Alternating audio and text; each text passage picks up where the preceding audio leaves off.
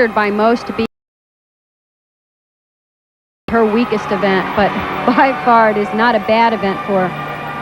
She has 2 big release moves in the routine, which is more than adequate in terms of difficulty. Here comes the first, a Ginger, just a slight leg separation there. She'll set up for her reverse hecht right here.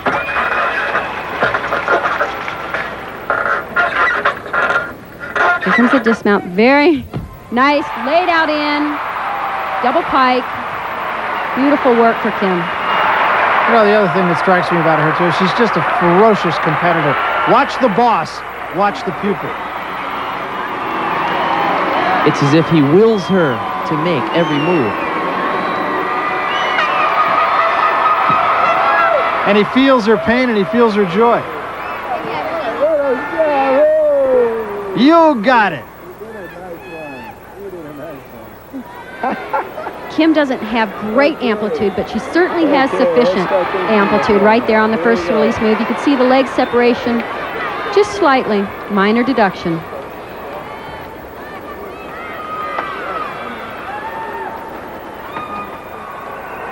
So Kim Zmeskal, 9-9-1-2 on the uneven bars. Excellent. And here is the Greta Garbo of women's gymnastics. Bronze medalist on this event at the '88 Olympic Games. And boy, you can see why. She has impeccable form. And you will not see that expression change throughout this competition at any time. She truly is a joy to watch. Look at the leg form, the toes pointed throughout the entire vault. And her trademark landing, 1 foot slightly in front of the other. 9-9-5-0 for Svetlana Bogunskaya. And that's almost the norm for her. And she'll have a try at improving that. And though her vault is not as difficult as some of her Soviet teammates, because of that beautiful form, she allows no room for deductions. The Soviets at this point are averaging about 9.9 for their vaulters.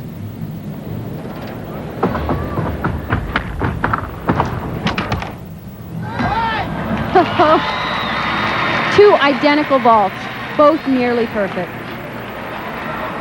Bogunskaya from Minsk in Byelorussia, and Byelorussia is another republic. So it's going to be interesting. Cristina Bontas of Romania now.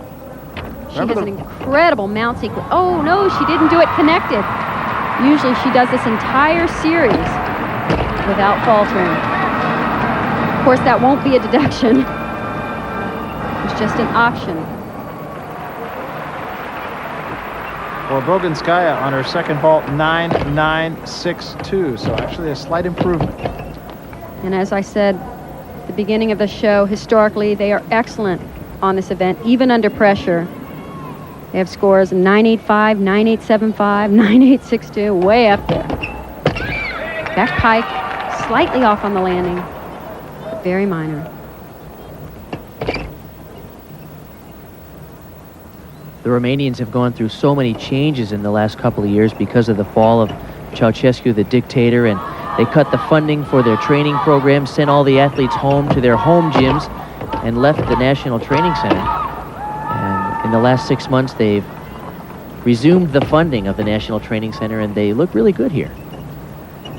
They have been a powerhouse in women's gymnastics for the past several years. Here comes the dismount sequence. It's a round-off back handspring to a double back. Watch the height on this dismount. Way up in the air and a great landing. Well, I tell you, if this first rotation is a sign of things to come, we're going to see some spectacular performances tonight here in Indianapolis.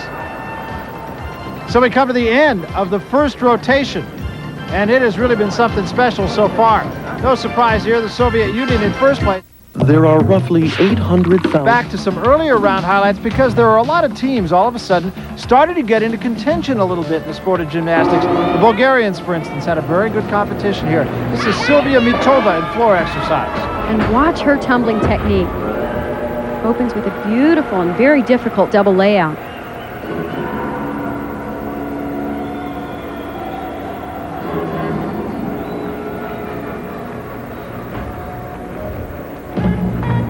Unique choice of music and style, all her own.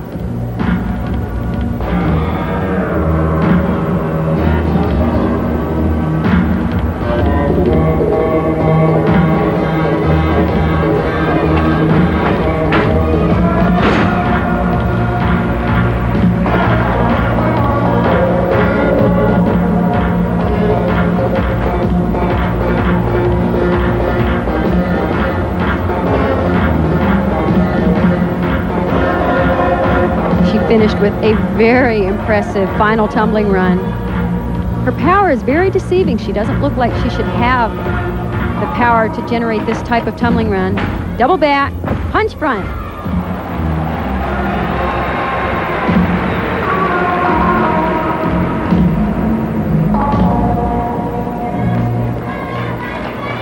Routine just had such a great feeling. So the Bulgarians kind of on the threshold of really moving into the upper echelon of the sport of gymnastics once again. But I'll tell you, if there was really a crowd pleaser, it had to be the Australian team. This is Julianne Monaco of Australia, and they did so well here. This is probably the most dramatic and impressive improvement of a gymnastics team that I've ever seen.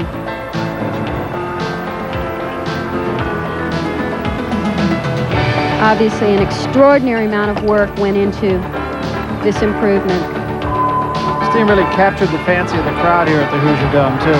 Certainly did. They employed a new Chinese coach a few years back, and they made some dramatic improvements in the overall program. These young ladies are very well coached.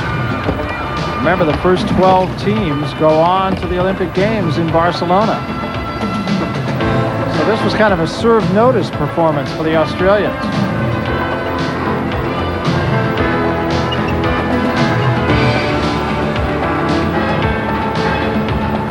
Really, of all the teams in the competition, they probably had some of the best form that we've seen.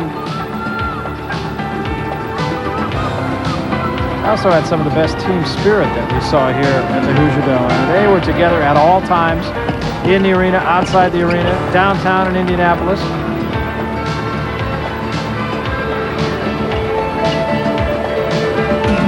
They were 16th as a team in Stuttgart just 2 years ago. Now they find themselves in 6th place. Remarkable. And again, we talked about the team spirit. There's the coaching staff with them. Australia really captured the crowd. Well, the Spanish men will not be participating in Barcelona, but the Spanish women will. Eva Maria Rueda on the uneven bars. And we have been delighted with her performances over the last couple of years. Unfortunately, Spain had to compete without one of their top gymnasts, Alicia Fernandez, who tore her Achilles tendon.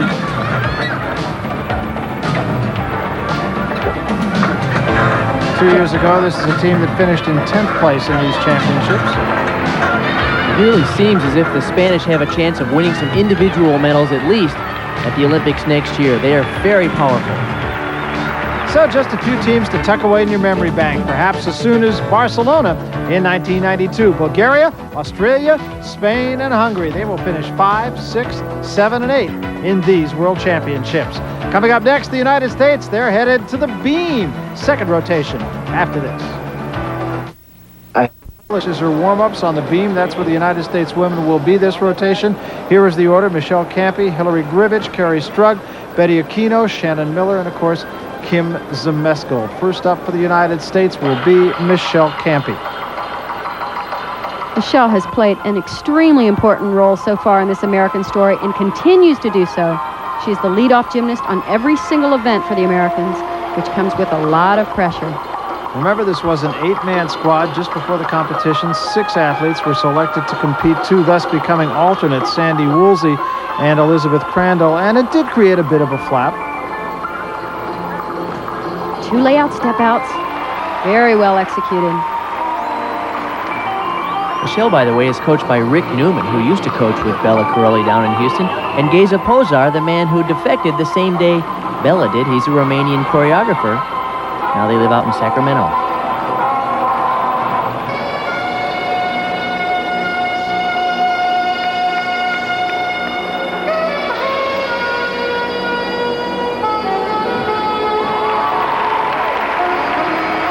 do know it was a difficult decision for the coaches to make in terms of who would compete in the final 6. They decided on Michelle Campy, even though she's very inexperienced in international competition, because they thought the judges would appreciate this style. She's beautiful elegance.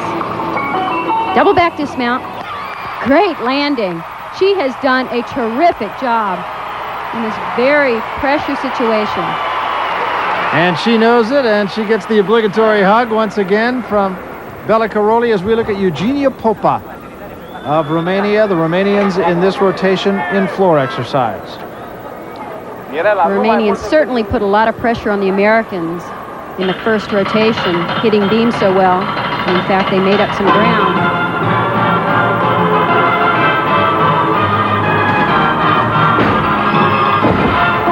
Something from the West Side Story. Most of the Romanians chose American music for obvious reasons. Michelle Campy, 9.862 on beam. Eugenia was a member of the World Championship team for the Romanians 2 years ago in '89. She won a silver medal in the team competition there.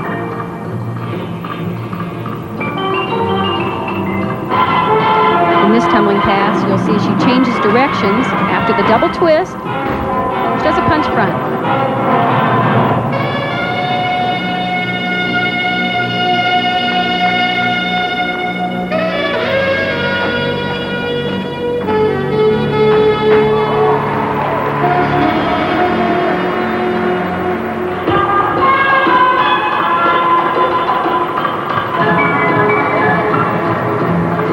For her final tumbling run, which is a very difficult one, a double back into a punch front somersault.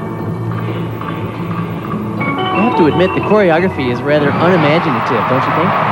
I would agree. I don't care for the Romanians' choreography. But the tumbling's good. Tumbling is great. And certainly the choreography is not bad. I like the Soviets and the American a little bit better. Choreography, if you don't mind a layperson's opinion, is almost independent of the music. That's a pretty expert opinion, actually, Barry. So Eugenia Popa of Romania, here's another look. This is perhaps the best tumbling run. Round off back handspring, double back right to a punch front. This is very difficult, tough on the Achilles tendon, and especially at the end of the routine. 9.825 for Eugenia Popa, very representative score in floor exercise. As we look at Betty Okino now, the United States on the balance beam. Won the United States Championships in this particular discipline. This is an excellent event for Betty. It's a place where she can really show off those long lines. It's interesting, you guys have both been talking about long lines and how tall she is, and she's 5'1". Doesn't she look like a giant out She does. there?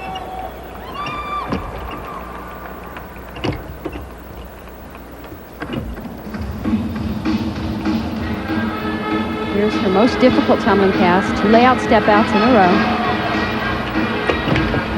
1, 2, very nicely done. Betty is capable of performing a triple turn on 1 foot. And the last I heard, she's opted not to do it in the team competition for consistency's sake. It would be right here. Nope, just the double, but boy, that's terrific. Very difficult to spot, very risky.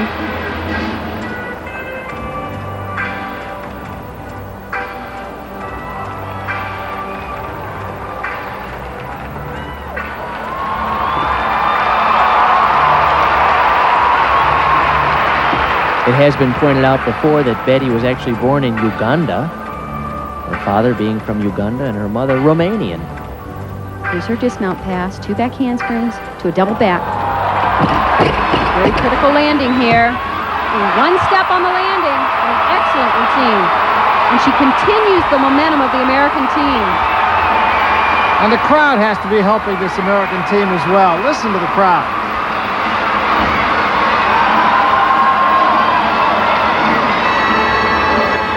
Bella Caroli, who at this point can really do little more than prowl the sidelines and be a cheerleader just like the rest of his team. the work really starts back home. And home is back in Houston at Caroli's Gymnastics. He